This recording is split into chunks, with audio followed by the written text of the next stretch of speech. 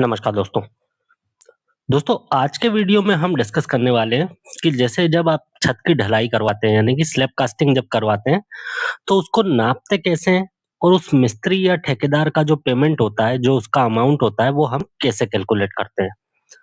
तो अगर आप भी अपने घर का कंस्ट्रक्शन करवा रहे हैं और स्लैब कास्टिंग करवाने वाले हैं या करवा चुके हैं, आपको बिल बनाना है, तो दोस्तों ये वीडियो आपके लिए काफ़ी ज़्यादा हेल्पफुल होने वाला है।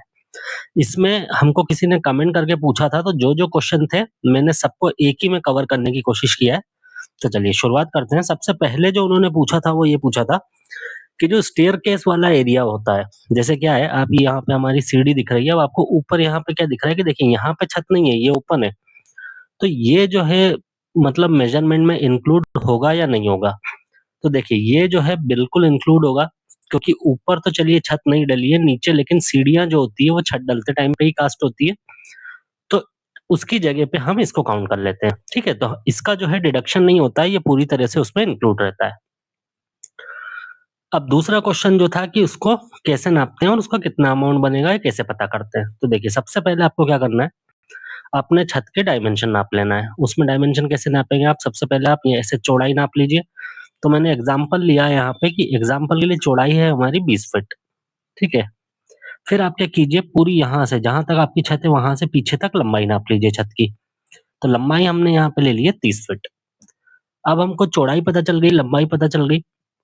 उसके बाद क्या करना है दोस्तों? अच्छा, इसमें एक चीज़ और है, अगर कोई छज्जा वगैरह, बालकनी वगैरह निकली हुई है, तो वो भी नपेगा, ठीक है? ऐसा नहीं है कि उसको छोड़ देना है। बहुत सी बार ये क्वेश्चन आता है कि बालकनी क्यों नाप रहे हैं, वो तो एक्स्ट्रा निकला हुआ है, लेकिन वो मेजरमेंट होता है ठेकेदार के कॉन्ट्रैक्ट में। तो देखिए लंबाई मिल गई हमको 20 फीट, चौड़ाई मिल गई 30 फीट। अब जो है हमको क्या करना है कि छत का एरिया कैलकुलेट कर लेना है। तो छत का एरिया हमारा कितना हो जाएगा? छत का एरिया हो गया हमारा 20 बी फीट बाय 30 फीट, तो 600 स्क्वायर फीट। अब ये तो मिला हमको छत का एरिया। अब हमको निकालना होगा क्या? बीम का एरिया।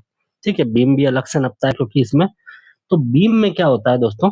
देखिए, बीम में आपको जो है, मैं आपको इसका सेक्शन भी बना के दिखा देता हूँ। जैसे ये हमारा बीम है, ये उस तरफ कहीं लंबा जा रहा होगा, ठीक है? तो बीम जो है हमारा, उसका साइज़ मान लीजिए कितना है, 9 feet by 9 inch by 12 inch का हमारा बीम है। तो जो 9 इंच वाला जो एरिया है दोस्तों, वो इस बीम का हमको नहीं नापना होता है। क्योंकि होता क्या है, जब आप छत नापेंगे, जैसे ये पूरी छत है मान लीजिए, ये पूरी छत है और इसमें जगह-जगह बीम है, ठीक है? थोड़ी-थोड़ी दूर पर अगर इसमें बीम है, तो ये जो 9 इंच वाला एरिया जो होता है, ये तो ऑलरेडी जब हम छत नापेंगे तो उसमें मेजर, तो उसमें जो है ये ऑलरेडी मेजर हो जाएगा, ठीक है ना? जो हमारा 9 इंच वाला एरिया है। हमको सिर्फ इसमें नापना क्या होता है दोस्तों?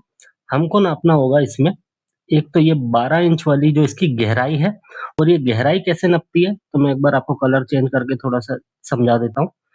जैसे 12 इंच की अगर गहराई है बीम की, यानी कि 1 फीट की, तो 1 फीट 2 बार नपता है। ये वाली साइड भी नपेगी उसकी 12 इंच की, और ये वाली साइड भी नपेगी, ठीक है? 2 बार इसको नापते हैं, 2 बार क्यों नापते हैं? तो देखिए, इस साइड भी शटरिंग लगती है, यानी कि जो फर्मा होता है वो इस साइड भी लगता है और इस साइड भी लगता है, इसलिए इसको जो है कॉन्ट्रैक्टर 2 बार नापते हैं। तो अब इसमें हमको नापना क्या-क्या होता है, एक बार मैं आपको क्लियर एक एक लाइन में समझा देता हूँ। तो सबसे पहले तो हमको बीम की पूरी लंबाई नापना होती है, साथ ही साथ क्या क नापना होता है, तो दूसरा हमको, जैसा कि मैंने आपको बताई, ये वाली गहराई नापना होती है, और इसको 2 बार नापेंगे, यानी कि आप एक एक बार नाप लीजिए और उसको 2 से मल्टीप्लाई कर लीजिए। तो देखिए लंबाई जो है हम एग्ज़ाम्पल के लिए ले लेते हैं कि बीम की है 20 फीट, और गहराई है 1 फीट यानी कि 12 इंच, और 2 बार नापना होती है, तो हमने 2 से मल्टीप्लाई कर लिया। तो बीम का जो हमारा एरिया आएगा वो कितना आएगा? टोटल 40 स्क्वायर फीट आएगा। अब ये आया है दोस्तों एक बीम का। अब घर में एक बीम नहीं होता है, जैसे एक यहाँ पे, यहाँ पे, यहाँ पे, यहाँ पे, यहाँ पे, ऐसे करके जितने भी बीम है, ऐसे हमको सबका अलग-अलग नाप लेना है। ठीक है? तो मैं एक थंब रूल के हिसाब से मेज़रमेंट ले रहा हूँ, क्योंकि अपन इतने सारे बीम को अभी एक वीडियो में कैलकुलेट नहीं कर पाएँगे। बाकी एक बीम मैंने आपको समझा दिया, सभी बीम को ऐसे ही नापना है आपको।